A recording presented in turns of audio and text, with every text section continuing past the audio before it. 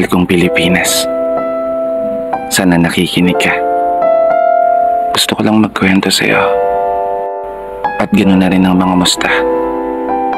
Kahit hindi ka nakakapagsalita, alam kong sobrang nahihirapan ka na. Maganda ka naman eh.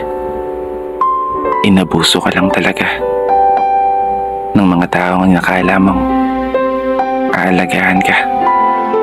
Mga taong nanumpa ng katapatan sa'yo, na pagsisilbihan ka.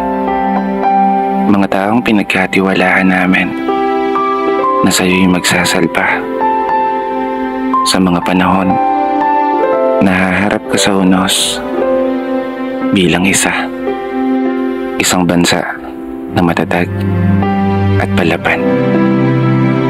Ngunit naging kabaligtaran, isang bansa na ninanakawan ng sarili mong mamamayan.